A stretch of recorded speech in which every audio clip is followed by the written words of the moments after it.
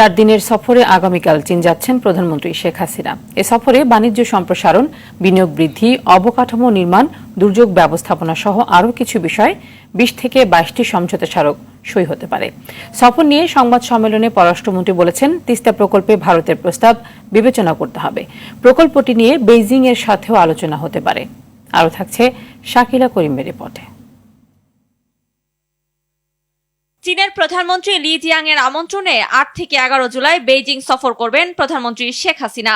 10 জুলাই চীনের president Xi Jinping এর সাথে দ্বিপক্ষীয় বৈঠক অনুষ্ঠিত হবে। চায়নার সাথে আমাদের সম্পর্ক অত্যন্ত গভীর। রোববার পররাষ্ট্র মন্ত্রণালয়ে প্রধানমন্ত্রীর চীন সফর নিয়ে সংবাদ সম্মেলনে ডক্টর হাসান মাহমুদ জানান, এবার 20 থেকে 22টি সমঝোতা স্মারক সই হতে পারে। দুই দেশের সরকার প্রধানের উপস্থিতিতে 20টির মতো সমঝোতা স্মারক স্বাক্ষরিত হওয়ার কথা রয়েছে এবং কিছু প্রকল্প উদ্বোধনের ঘোষণা দেওয়া হবে। ষষ্ঠ নবম বাংলাদেশ চায়না ফ্রেন্ডশিপ ব্রিজ নির্মাণ, বাংলাদেশ হতে কৃষি পণ্য রপ্তানি, দুর্যোগ ব্যবস্থাপনা, পিপল টু পিপল কানেক্টিভিটি প্রভৃতি বিষয়ে সমঝোতা স্মারক স্বাক্ষরের কথা রয়েছে। চীনের সাথে বাণিজ্যিক সম্পর্ক সম্প্রসারণে বেশি গুরুত্ব দিচ্ছে ঢাকা। সফরে কয়েকটি বাণিজ্য সম্মেলনে অংশগ্রহণ ও প্রতিনিধি দলের সাথে বৈঠক করবেন শেখ হাসিনা।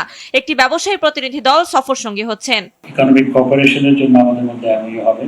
বাংলাদেশ ও ভারতের যৌথ নদী বলে তিস্তা প্রকল্প নিয়ে দিল্লির প্রস্তাব বিবেচনা করা উচিত বলে মনে করেন পররাষ্ট্রমন্ত্রী। চীনের প্রস্তাবটিও ভালো বলে জানান তিনি। যেহেতু দুই দেশের যৌথ নদী এবং অপর দেশ যার সাথে আমাদের সেই যৌথ নদী, তাদের প্রস্তাব আছে, সুতরাং আমাদেরকে প্রথমে সেই প্রস্তাবটা বিবেচনা করতে হবে।